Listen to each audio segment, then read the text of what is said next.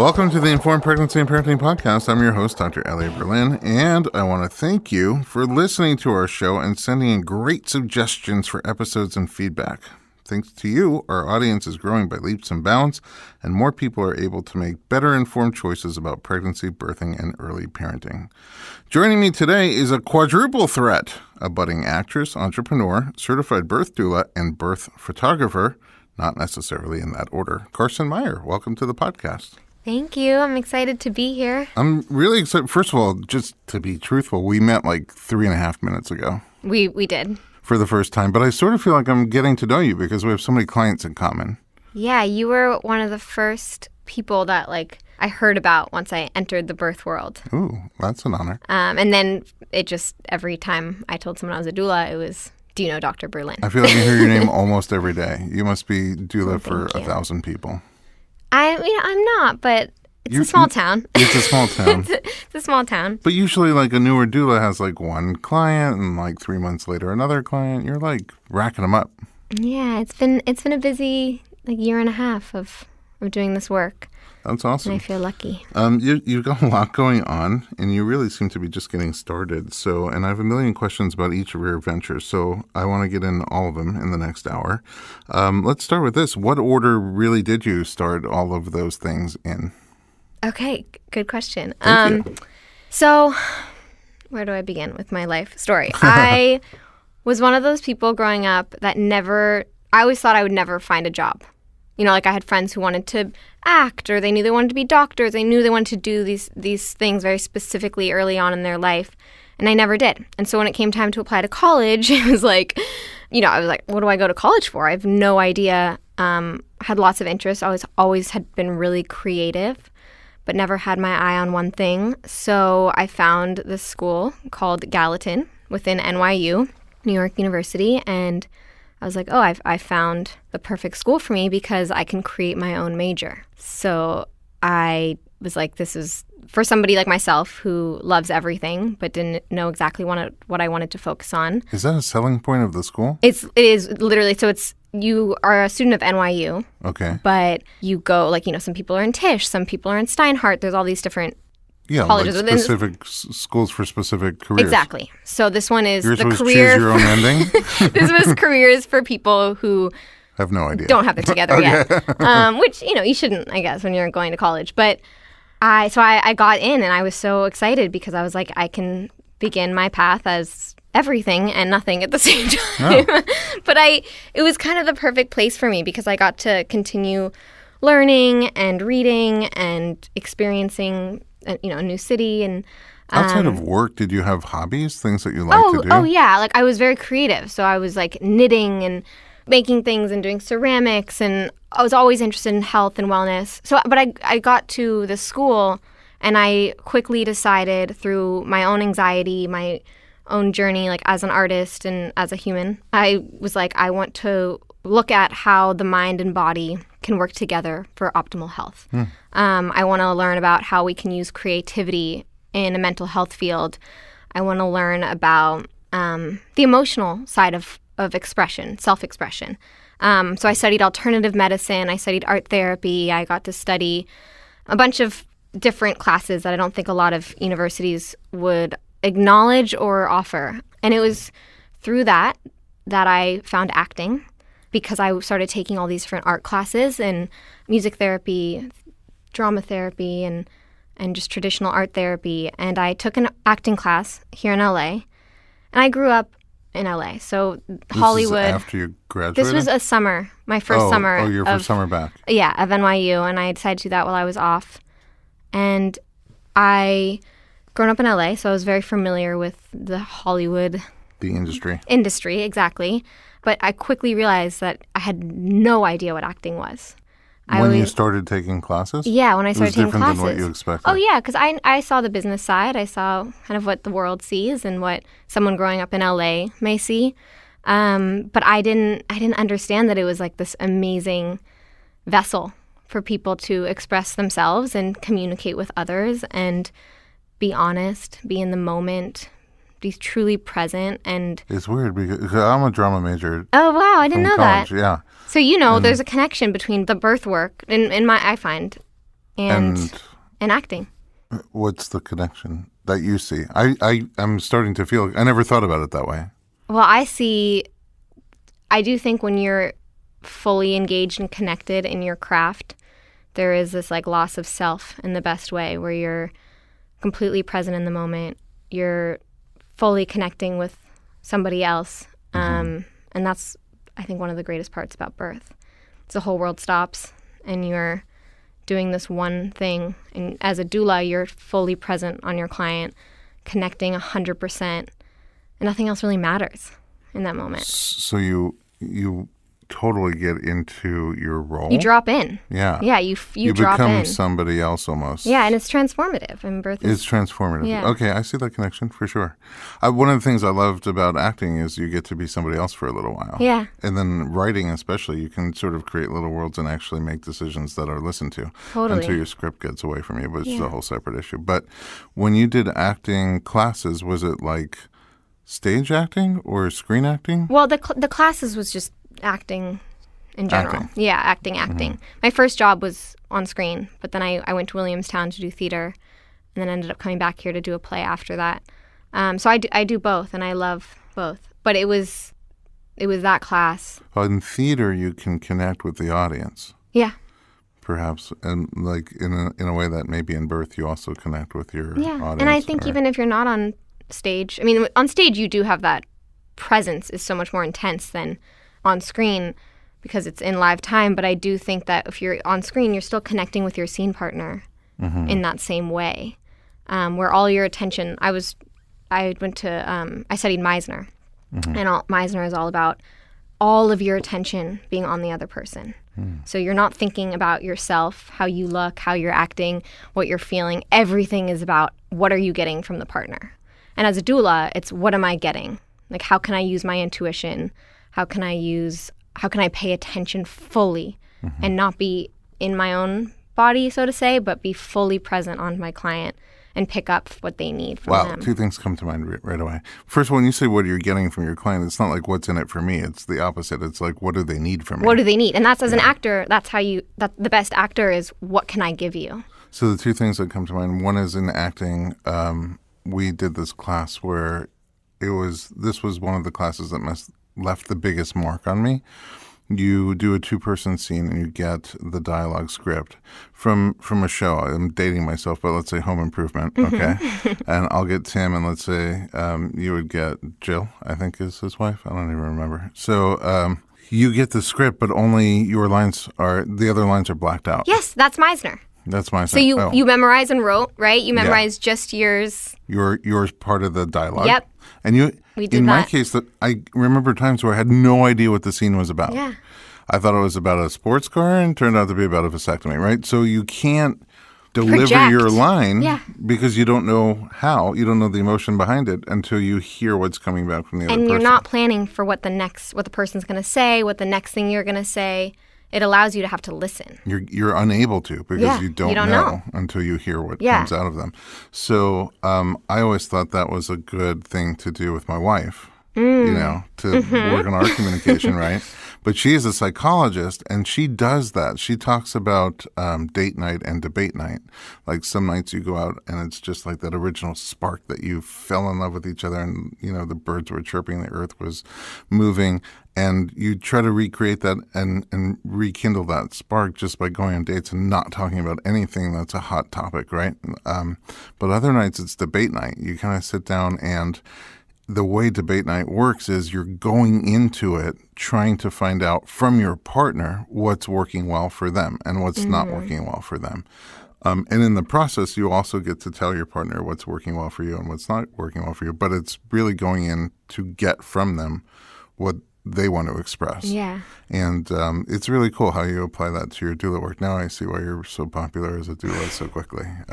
That's kind of amazing because you don't know exactly what they want, or there's no script that you can just say at a birth. And they don't know. They don't know either. It's just they don't have the line ready. Right. And it's sometimes about how can you draw that from your client? How can you help them express what they need or find out what they need? When you have that approach, it's also sometimes totally okay for it to be quiet. 100%. Whereas sometimes I think for a new doula, quiet makes them nervous. Yeah. The best advice I ever got in my training, I don't know where this came from, was, and it's kind of like a known saying that, but the best thing you can do for a laboring woman is to leave her alone. And that's kind of how I approach it. And I do. I sometimes look at my head and be like, am I not doing enough? Should I say something? Should I do Does something? she need a double hip squeeze right now? Or yeah, like, but sometimes just being there and watching and witnessing and like holding space and smiling, and nodding, like that, I think goes a long way in labor. And it's a lesson for everyone, including myself. It's like less is more. Yeah, sometimes. So you took that acting class, and then how you chose your own ending in school? What did you choose? Yeah, so I ended up majoring. My official major is called Bridging the Mind-Body Connection Through Creative Expression. Wow. That must be hard to fit on a diploma. It is, and it's also was one of those things that my parents and everyone were like, great, what are you going to do with that? And now I laugh because I'm like, I actually have the most perfect job for what I majored in. And I think one of rarely do people graduate college doing what they studied in college, and I feel like I do. So it all turned out. It all worked out. But then midway through college watched The Business of Being Born. And Ricky got you. Yep, I know. I'm not the first. But it was funny because growing up I had always loved children and I had so much respect for mothers, but I never identified with it. I was really it really freaked me out. I think birth to most people is a frightening thought, and the way that our culture looks at it and the way that it's depicted in films and televisions and a lot of the times what we hear, I always was like, what is this thing that it's like this burden put on women that we have to do? And it really I was very surprised that I entered this field because I was not somebody that was always excited by it. Mm-hmm. But I saw The Business of Being Born, and it was the first time I'd ever watched real footage of a woman laboring and birth. And I cried. Mm-hmm. I cried for hours. I was like, this is the most beautiful thing I've ever seen. Wow. And I was so upset that I'd gone so long in my life. So long? How old were you when you saw it? I was probably 19 or 20, which isn't not that long, but it was up until that point in my life, it was, I was a grown woman at that time. I mean, some women were already having babies at that time. And certainly historically had been. But, yes. And had I not seen that documentary, I don't know when the next opportunity for me to have witnessed that would have been. That's kind of incredible because I hear the documentary every day in my practice. Yeah. But usually it's somebody who was pregnant and thinking, I'm not sure what my birth plan is, and then they saw the movie and it really affected how they took control of their birth. But it's different as a teenager to watch it and really take control of your career. Yeah, absolutely. The first thing I did was call my sisters who had 2 kids at the time each, and I was like, I can't believe you did this. What? And they were like, what is really wrong? They didn't believe, they were like, what happened? Why are you crying? No, really tell me. I was like, no, you had babies? And they're like, what is wrong with her? But it was, it just hit me in a way that, and I don't think that happens to everyone. I don't think a lot of people see that documentary and are I don't know if it has the same impact on everybody. But it certainly did on me. And that didn't How did you end up watching The Business of Being Born? I keep trying to think of why I was watching it. I have no idea. I must have been assigned to me in the class, which would make sense because a lot of the stuff we were reading in films were related to birth and psychology of birth. But then I saw the documentary and I was like, that's beautiful. Went on with my life. And then I graduated, came back here to act, and was at a birthday party with my boyfriend and ended up meeting Haley Oakes, who was just on your podcast. Yeah. And my boyfriend's a musician, and I'm an actor, so that's usually the people that we're at gatherings with are musicians or actors in LA. And all of a sudden this beautiful woman walks in and she's like, yeah, I'm a midwife. And I was like, you're what? I was like, back up. And so all night, I always joke with her. I was like, poor Haley just wanted to get a drink at the bar. And I'm like, so tell me everything. I cornered her, didn't let her talk to anyone else and made her tell me everything. And that's when she told me about being a doula. And the next day I signed up at Binny Birth and you became a did doula? my training. Oh, right away. Yeah. So Haley is the main, I think, again, had I never met Haley, I don't know if. Just reading up on you, I kept thinking about Haley and her journey because, you always you don't... She was very young, too. Yeah, she was really... She also actually was in high school. I know. When she saw a different documentary, What Babies Want. Which I just watched the other day after I listened to your podcast. And that's what drove her so into this field. And then, like, signs just kept popping up. Go this way, get deeper into it, Yeah. What was your doula training like? So I trained with Anna Paula at Benny Birth. That's who I trained with. I know. Which she's just the greatest ever. And I felt so lucky to have started my journey there. And then shortly after that, I met Lori Bregman. Also phenomenal. Another great one. Just so much energy in one person. So much energy. And so much diverse background. Yes. She also built her own, my gosh. And her book, I read her book and was like, I need to meet this woman. Mindful Mama to Be. Yeah, so good. And she has another one coming out, which I'm really excited about. And products now. Yeah. Smoothies. Yeah. But yeah, and so I got together with her and she started mentoring me, which has been really nice to have somebody that I can call at any time. And because I'm newer, I think it's important to have somebody with the years of experience to kind of rely on and process things with. And since then I've been kind of jumped straight into it, but also what I love about it is there's just no end. There's no end to the education and the curiosity of this field. I feel like I can take classes and learn forever. Yeah. And Lori and I actually have taken classes together. Oh, really? Which is fun, to just... Do more education in the birth we did classes? A spinning babies, and that's something I've learned from her and something I admire so much about her is that if you stay curious, then that's how you stay passionate. Yeah, intellectual curiosity. What about your first birth? How did you feel going into your first one? Well, the first one I had kind of a wild story for the first one, but I actually got hired from a friend for the first one, but she wasn't due for a while, so before that. Exactly. Yeah. Someone came before that, and I was in the elevator of my apartment building that I was living in at the time, and there was a pregnant woman who I kept running into, and she had another younger child with her, and I was holding pregnancy books that I was studying up on. I was getting certified at the time through Doula, and she was kind of looked at me like, "Are you pregnant? Why are you holding these books?" And I was like, "No, I'm a doula." And she's like, "Okay, well, let's talk." I didn't have a doula the first time, but I'm thinking maybe we should, I should get one this time. We got together, and she ended up having her baby a month later. And she had, I think her labor was an hour start to finish, hour and a half. Whoa. Second time mom. But still, that's pretty fast. And it was funny going from... When you train to be a doula, it's all about patience and staying home as long as possible and, trust that, there's going to be a lot of time involved and that's okay. And I got there and the first thing I did was I was like, we need to go to the hospital now. Wow. And this is when I, really started to appreciate and trust my intuition. Because I'm in the books, it's wait this many hours. I keep waiting. And I was I just got to her. I was and her husband making me laugh. He's like, last time it was so long. I don't want to go too early. And they knew it was my first time. So they're like, oh, honey. Well, they don't trust you. Yeah, they're like, oh, honey. It's their second time. It's their second time. And I knew. I was like, I'm going to follow your lead. You're going to show me everything. You've been there before. I've never even seen a birth before.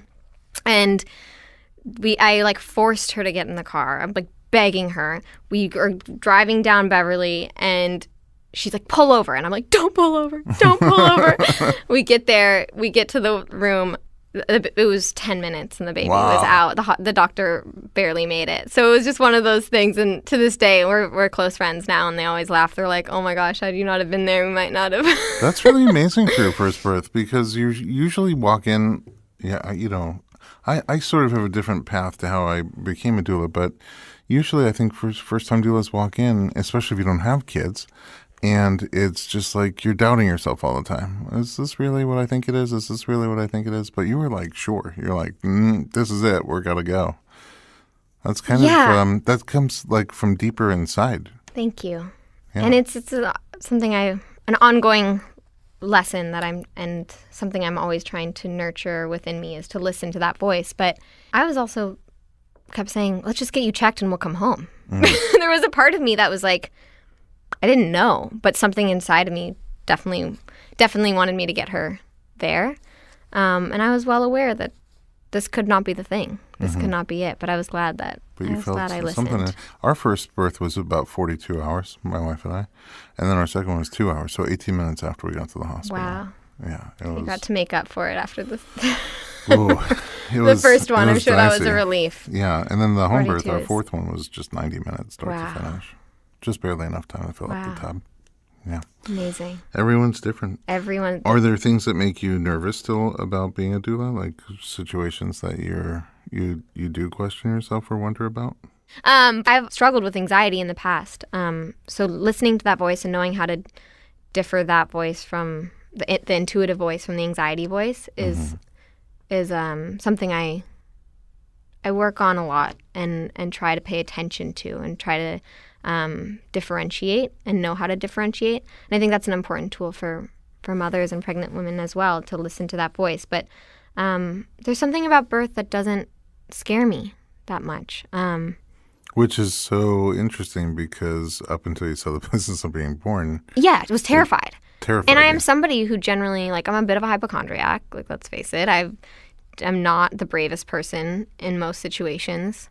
But I'm really good at being What kind brave. of situation would you feel like you're not brave in?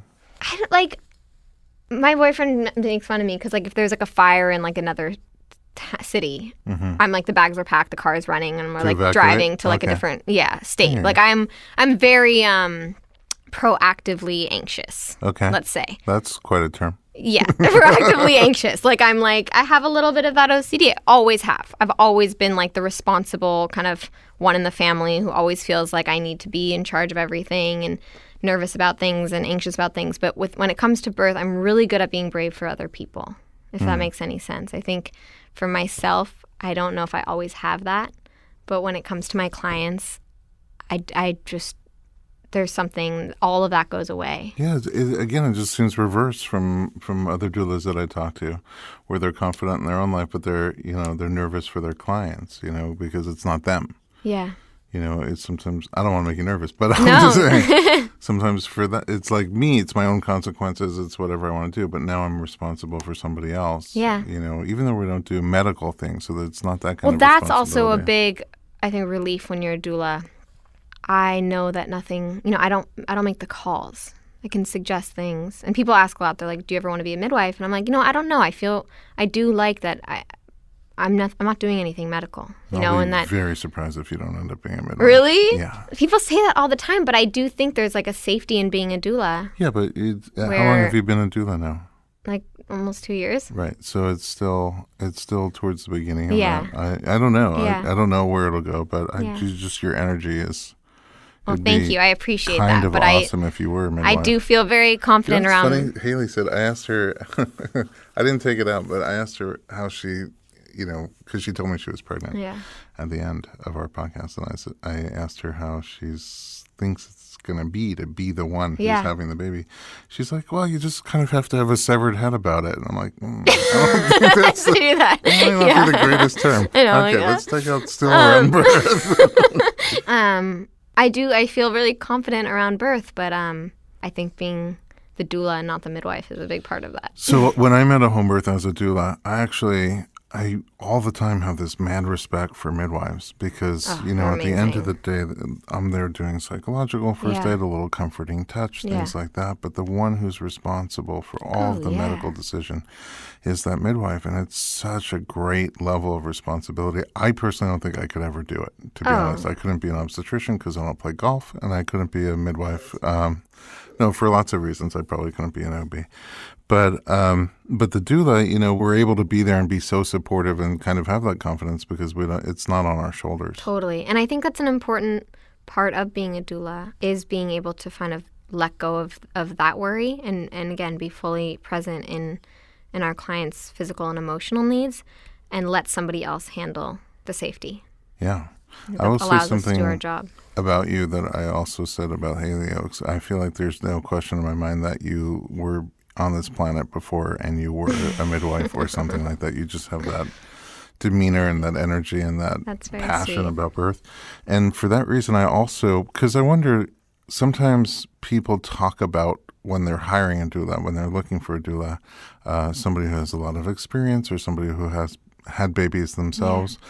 Do you encounter that? Because you're pretty young and you're just not the typical, not that doulas have to be old. It's just like you don't have kids and you're young and you're an actor. Yeah. And then you're a doula. Yeah, and I look young. Like people say, like look, like go to the hospital and the nurses are like, "You're the doula? You look 15." I'm like, yeah, I'd buy into that. But I do, and people will ask me a lot, like, "You've never had kids. How can you help somebody or know what they may need or be feeling?" But I actually like that because when I come into a birth, I'm not bringing my own experience into it. I'm listening to the mother. I'm learning from her, and she knows better than anyone in that room what she needs, and that's important to me, is that it's not about what was my birth like, what was my experience like, how did I do it, how did I feel when I did it, but it's like every birth is so different. No two are ever the same, and to be able to like kind of not have my own experience, I'm a little grateful for that in a way. And just logistically, I have so much respect for midwives and doulas who have children at home because it's a lot of work. Don't know how they do it. I slept all day today after a birth, and like you don't have that luxury if you're a parent. So you do it. No, I mean, I stopped going to births. Okay. I mean, I go now just for like a couple of hours and do body work, and then I leave. Got it. Okay, so that's how you do it. I was doing it, and you know what happened? What? We went on vacation, and my son, who was 13 at the time, freaked out. Like, he's the most mild-mannered, relaxed kid. He freaked out. I'm like, what's going on? Once he calmed down a little, and he's like, why do I even have a father? Wow. If you're never home. Wow. And I was like, okay, hold on. So I'm going to take this dagger out of my heart. Oh. I totally didn't even realize that life had just picked up so fast. Yeah. And I'm at the office, and then I make podcasts and other media, and then I'm at a birth, and then I'm sleeping in my car for an hour going back to the office. Yeah. I didn't realize it. And that's when I stopped. I like shortly after that closed a bunch of offices, stopped doing some of the things we were doing. Well, good for you for like listening to that and being able to do that, because it's hard. I think when you get on a roll and you love what you do and you love your clients, it's hard to choose. And obviously you love your family so much, but I think about it all the time. I do. Like when I eventually start a family, I'm like, is this something that can sustain? Because babies come. Babies come when they come. Crazy respect for anyone in this profession that is on call and has a family. I don't know how they do it. I know. So there is that benefit to not yet. Oh having yeah, kids absolutely. What about? Do you think about, like, with all the different births that you go to? Do you think about what your own pregnancy and birth might be like? Yeah, I'm drawn towards home birth, or certainly working with a midwife. But I work in hospitals, and a lot of people have this conception that doulas are just, behind a tree somewhere with with a woman like squatting like by a river. But I work in hospitals and homes and birthing centers, and I work with women who get epidurals, and so I've seen so many beautiful births in different settings. But yeah, I am drawn towards home birth, but I think about it all the time, and I don't know. It depends. Time will tell. Time will tell, and where I'm at that point. But all right, it's crazy, but it's time for us to take a little break. Join us right back here in 1 minute with Carson Meyer.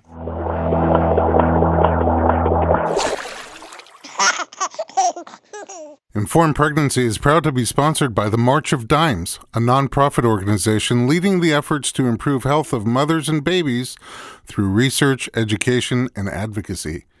March of Dimes is observing Birth Defects Prevention Month in partnership with the U.S. Centers for Disease Control and Prevention to generate awareness about what can be done to help prevent birth defects. Birth defects affect too many babies born in the United States each year, and while not all birth defects can be prevented, there are some actions that can be taken before and during pregnancy to minimize them. Tips from the March of Dimes and CDC include getting to a healthy weight before getting pregnant, seeing your healthcare provider for a pre-pregnancy checkup to discuss prescription medications, over-the-counter medications, vitamins, supplements, and vaccines, taking folic acid before becoming pregnant and during pregnancy, and avoiding smoking and the use of recreational drugs during pregnancy. For more information, visit marchofdimes.org/Dr. Berlins. That's marchofdimes.org/DRBERLINS. Are you a new, expectant, or aspiring mom? The Pure Nurture podcast is for moms just like you looking for information and inspiration to create a healthy new life for yourself and your growing baby. I'm Christy Rodriguez, and I'm the host of the Pure Nurture podcast.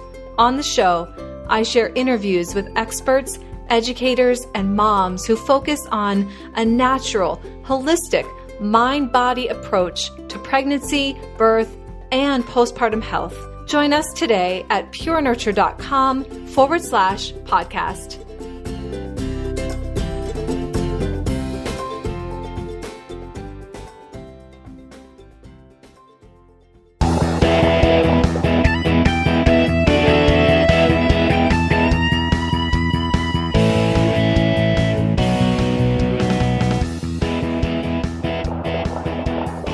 Welcome back to the Informed Pregnancy Podcast. I'm your host, Dr. Elliot Berlin, and we're continuing our chat with the lovely and talented Carson Meyer.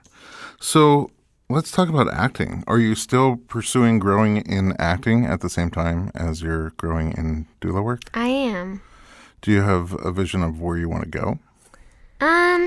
Well, sometimes I feel like beggars can't be choosers. It's one of those things where the more you do, the more you learn, and they're all, I think, experiences that can lead you to another place. Right now, I took some time to focus on theater, which was important to me because I had spent some time acting on film, and I always kind of thought of theater as this rite of passage that you had to do and before you can call yourself an actor. Mm-hmm. And so You've done it. I've done it, and I did Williamstown, I did the play, and so now I'm kind of focusing more on film and television. Do you have any theater blooper moments? Oh, I have the best one of all time. What's that? It was at Williamstown. Okay. I had like the tiniest role because the way it's broken up is that you have like the equity actors who get paid to do theater, and then there's like apprentices who are younger and newer, and then you have the non-ac actors who don't get paid to do theater but are like a little bit more experienced and older than the apprentices. So I was in non-ac, which I was really like one of the greatest like honors of my life to get into Williamstown. I was like so proud of myself, so excited, and had like a very supporting part in American Daughter, this play. And one of my jobs was to like come through the living room after the scene and load out some equipment that was upstairs and bring it through the door. And opening night, I was like in the wing waiting, and I don't even remember what happened, but I think I like thought I missed my cue. And there wasn't a cue light set up, which the next day they ended up putting up a cue light, calling it the Carson Meyer cue light. But I thought I missed my cue, and I just like panicked for a second. There you go. There's my anxiety. And I ran through the stage, like just ran straight through in the middle of a scene, fully in the middle of like a very like intense moment, very private moment between a couple in a scene, and just walked straight through their living room. And everyone just carried on. But like that was one of my more embarrassing moments. And maybe no one noticed that it wasn't part of the scene, but there I was on stage in the middle of a scene that wasn't the my audience scene. sometimes has no idea. They'll scratch their head about what was that about. Yeah, they're just like, where'd she come from? But yeah. I mean, that's what I love about theater is that, just someone will accidentally skip 20 pages ahead. Oh, yeah. And then there you are. But it's what makes it so fun. What happened? I had one where I sneezed. I have really bad allergies. And so theaters are tough for me because it's a very dusty place. Yeah. And I sneezed, and my wig flew off. It just fell right in front of my face, but it was a clip-on. So then when I got back up, it like flipped right back up. That's the fun of theater. I played a drunk, and I was a drunk Santa, and I was on 3 or 4 steps, and there's supposed to be thunder that scares the bejesus out of me, and then I fall and bounce down the 3 steps. But they missed a cue of a door closing. So right when my thunder cue was supposed to happen, it was a door closed, but it was too late. I had already gone for the bounce, and I'm bouncing down the steps like terrified from this door closing. Then I'm laying on center stage, and then there's thunder. So I have to outdo myself in my reaction to the thunder. Oh my gosh. But that's what I love about, in television movies, you just redo it. Yeah. I think the audience kind of wants that at the end of the day. I think they want those little nuances and those things that make the performance real. And I watch hockey for the alive. fights. Yeah. Yeah, exactly. What, do you have a preference towards comedy or drama? No, I like both. Yeah. And you're doing both? I am. Do you study comedy separately? Like, do you do improv or? I don't. I've never done improv, which is kind of embarrassing because you should do it with Laurie Bregman. With Laurie Bregman? Yeah, that was so funny. Right? Oh my God, I want in on that too. Let's do it. Yeah, totally. Let's do it. It's been a long time since I did improv. And then I do stand-up now. Oh, really? It's, Where do you do stand-up? It's bizarre at Haha Comedy Cafe in You gotta let me know. I want to come next For time. sure. I want you to do a set. What, are you kidding? Oh, my gosh. Anxiety. Sorry. Okay. No way. See, that's the part that, like, I got over my fear of stage to become an actor, and now I feel like I got over my fear of birth and became a birth doula. Like, there's a part of me that's drawn towards the fear, but it's still there. The acting. So it's stand still up. there. You can be in our show. But stand up, that's what I mean. Like, that's a good challenge for me. I like it. I'm gonna make sure you see it through. Now I'm trying to picture two things. Acting has like auditions and crazy schedules. When you're on something, you have a crazy filming schedule. Doula, you're on call 24/7. Like I couldn't even balance, anything when I was on call. How do you juggle those two? Well, I just launched a skincare line. Oh yeah, that's what I was going to talk about next. Well, I'll lead you into it, but Thanks. so those are the three primary things that I do in my days. But it's nice because I'm really grateful that I don't have a 9-to-5 job because I don't think I could have a 9-to-5 job just the way that I operate. And I'm really glad I found a path that allows me to create my own schedule and be flexible and also do multiple things. So with the acting, when I'm not on a job, it's just auditioning, which is here and there, and you make that work when they come. You kind of prioritize it, but it's tough. I think sometimes, as we just said with birth, sometimes you can't control time and you can't control everyone else's schedules as much as I would like to, and it's about learning how to say no and say yes at times that you feel are right for you. And I'm still learning. But if you're filming something and your client goes into labor, then my dad always calls it a high-class problem. I'm like, well, what about this? Or like, I can't take this job, or I can't, and he's like, it's a high-class problem. When you have a role and a mom in labor, like, you can think about it. And I've had a few times that have come really close to that. And knock on wood, the stars have really aligned for me. But right now I'm not acting a whole bunch. I'm still just auditioning here and there and taking jobs when I can, and mostly douling. But so it's not an issue right now. It's not an issue right now. Yeah, I'll be curious to see how you deal with it when it becomes an issue. I know, and I know the realities of it. And obviously, when you have to go on location, it can't work. But sure, you won't even be here. You won't be here. But I think because of the nature of having a client for a long time, working on prenatals together, like I've had clients where we do some of it on Skype. And kind of build that relationship. And then when the time comes, I always work with a backup, which I think is important. Is it always the same backup? No, it's different. I've never had to use my backup, and I hope to never have to use my backup. Yeah. But I do, I let my clients know beforehand that this is my life. And, also sometimes there's road closures and people get sick, and sometimes it's not always. Right. There's always a possibility that there'll be a backup. So as long as they know from the beginning, like I learned early on when I was doing doula work that I have to plan my vacations like 9 months ahead of time. Yeah, I haven't gone on vacation in a very long time. But I'm going to New York next week because I'm free for a little bit. You get a little break? Yeah. A little birth break? Talk to me about skincare. You mentioned Seeing the Moon. Yeah, so I recently launched my skincare line. And it's launched with a brown sugar body scrub. Okay, I got some for my wife, and she opened it up, and we both wanted to eat it with a spoon. It smells really yummy. It's so delicious. It does feel edible. And originally I made it with stuff that was all in my pantry. Mm-hmm. Oh, really? I was making it at home, taking brown sugar, coconut oil, and a bunch of other oils that were essentially edible, and mixing it together. And then it was something I would give to friends and family. Oh. And give to clients. And then I had this amazing opportunity to kind of take it to the next level. And I moved it over to a facility where it could be made properly and stabilized and produced on a larger scale. And so that's where I am now. And it's exciting. Do you have other products in mind? I do. Are they already in coming soon development? They are? Yeah, they are in development. But it's a lot starting a business. And so right now I have so many in mind and so many that I'm working on, but... Is there an underlying principle for See and the Moon? Behind the name or just the... Well, the name also, but also like the line that you're trying to create. Yeah. For me, it's about natural products, clean products. My mom is an environmentalist, and I was really lucky to grow up with a mom who knew the dangers of a lot of these chemicals that were just lathering onto our skin. And I always steered away from most of the products that my friends were using because of that. And that's what inspired me to start making it. And then I think becoming a doula and learning so much about pregnancy and child development and how important it is to kind of protect yourself from environmental toxins and then the toxins that we like voluntarily expose ourselves to unknowingly. That was a big reason why I When you started Sea the and Moon. company. Yeah. What is the name? Sea and the Moon.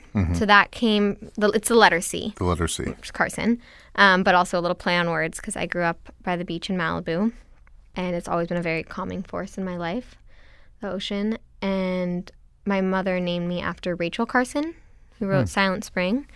She's a famous environmentalist, biologist, and an amazing writer. And she writes a lot about the connection between the moon and the ocean. How there are these forces that are very far away and very separate, but at the same time hugely connected and rely on one another. So really it's like a symbiotic dance happening between the sea and the moon at all times, whether we know it or not. I was at a home birth on the beach. Wow. In Malibu?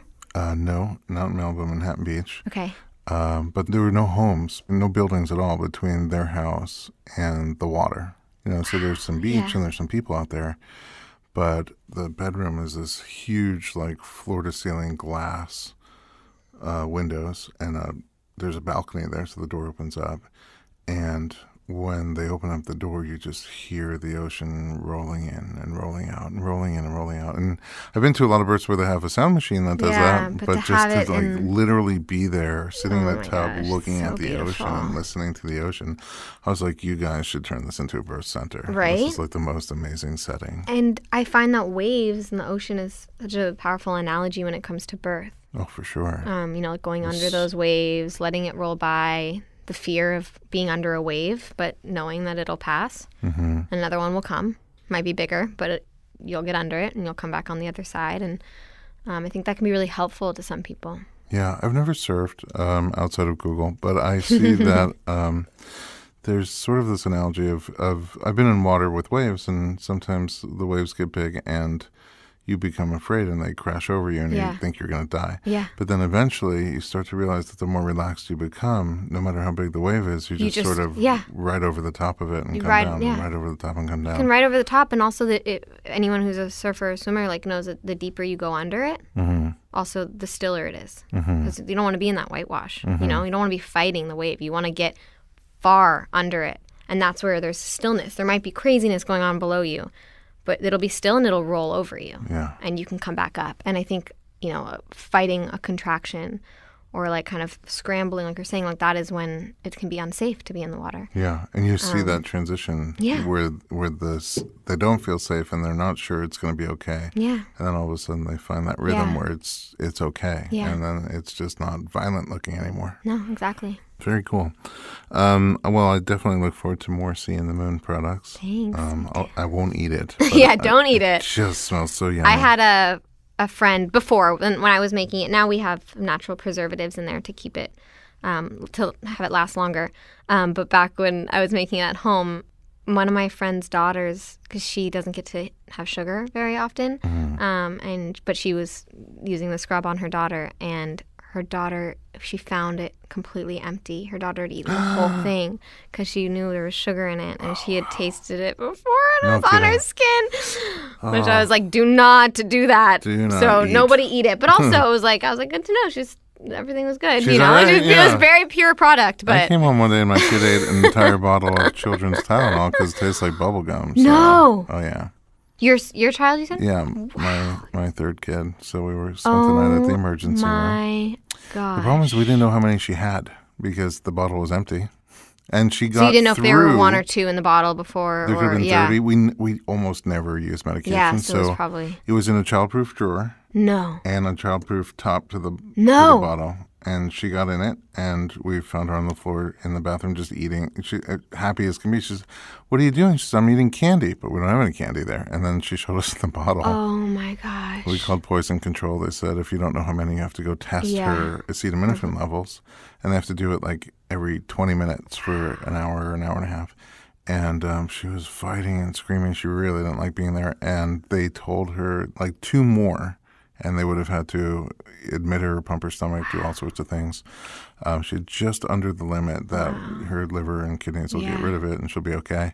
And I remember that because when we checked out, they gave us all this discharge papers, and it was sort of standard forms, and it says if she feels achy or anything, give her 2 Tylenol. I'm like, 2 Tylenol? You told me that was going to kill her. Edge of those 2. Wow. But the great thing is she didn't have a headache for like 6 months. So. Wow. Well, there's a 4th thing, birth photography. Yeah, that's my newest venture. Are you a photographer? Have you studied photography? I took photography in high school. Oh, wow. Like 3 years in high school. That was always my elective. And so I always shot film.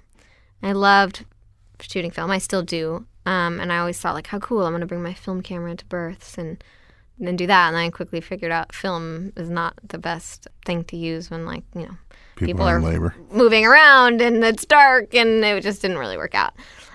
So I switched over to digital recently, which is something I never thought I would do, but I'm obsessed with my digital camera. Okay. And it's allowed me to take pictures of my clients and actually make that a service that I do, whereas before it was more of a hobby and more of like a creative thing, and obviously something everybody wants after their birth. Not everybody, but most people. A lot of people do, yeah. But like, you know, it was either like on Dad's iPhone or on my film camera. But now I video births now, and I'm able to just kind of. Is that separate? Will you go be a birth photographer without being a doula? I haven't done that separately. I always just do it as a doula, but I'd love to. Because it seems like there could be, again, conflicting roles at some point. Like, when you reach certain peaks and climaxes where she may want pictures of that, but also wants your doula support. Totally. And that's what I say going in. I'm like, I'm your doula first. You know, like, that's my priority. If you're doing both. If I'm doing both, absolutely. Like, I'm not going to be like, oh, you need me? Hold on. I'm getting a great shot right now. But Smile. Smile. Hold on. You got this. But I do, like, I think, as we know, labors can be long, and there's a lot of time for kind of like sneaking a few shots with your camera. So I don't have it on me the whole time. Mm-hmm. I will get it out, get a few shots, put it away, take it out. As the baby's coming, I keep it on me. Mm-hmm. And I'm always, like I said, prioritizing the family and what they need. But a lot of times if the dad's right there and she's pushing and there's, you know, the nurses and the doctors or the midwives are all present, there's room for me to steal a few shots. Mm-hmm. And I also think that it's nice to have less people in the room. For some, it can be... So for you to do both roles exactly. versus 2 separate people. Yeah, and for some people, it doesn't matter. But I do think it's nice spatially, and then sometimes for people with privacy to already have that familiar face doing both. Do you also do, like, maternity shots and baby shots? I've been photographing some of my clients during their pregnancy and friends, and which I love.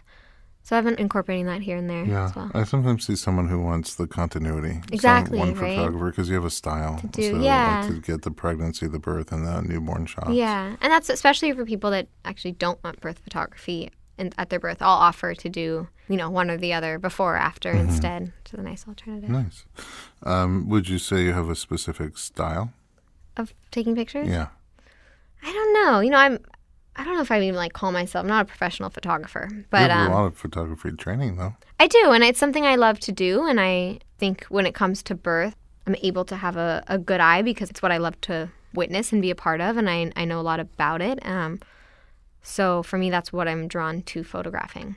Going back towards our opening, your approach to birth is to be so, you know, in an observant way of trying to find out what's going on and what somebody wants and needs. Yeah. So if you apply that to your lens, then you probably pick up some really beautiful shots. Well, thank you.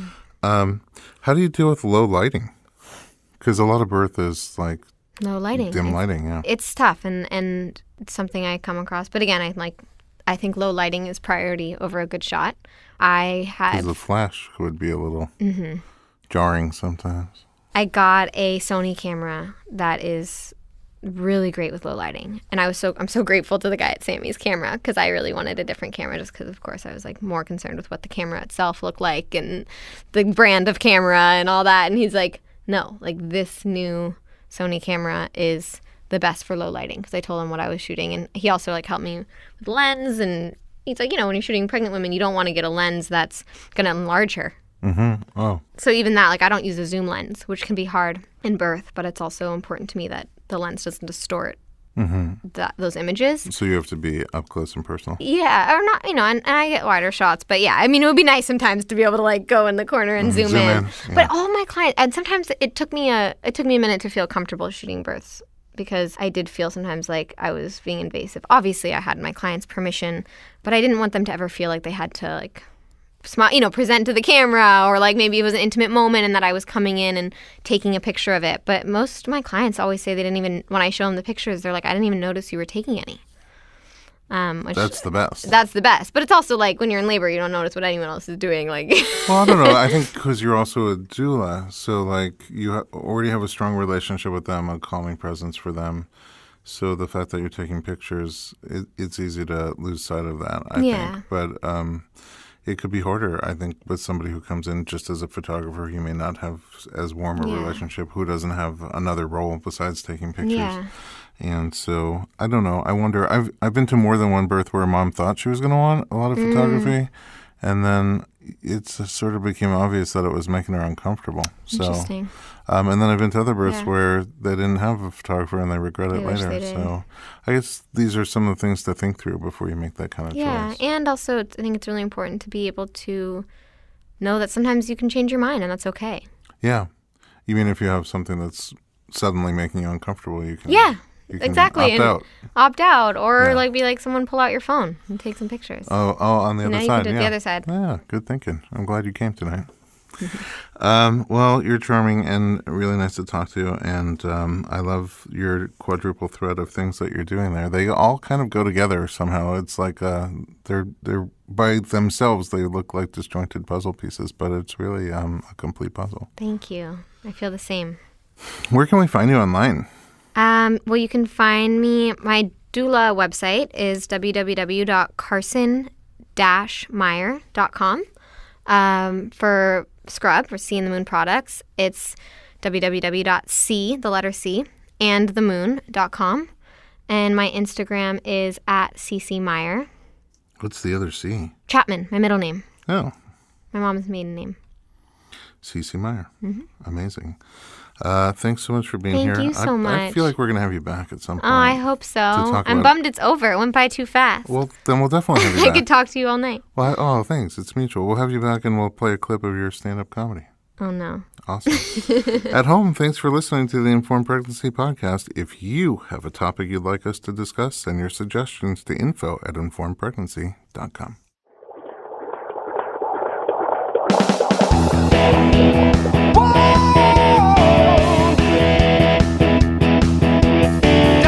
Doctor, give me the news. I got a whole lot of questions for you.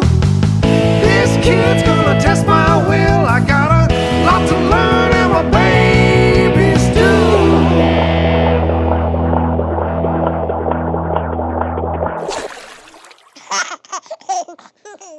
This podcast is a proud member of Parents on Demand, a network of high-quality shows for families just like yours. Download our free network app on Apple and Android and listen to your favorite episodes on the go.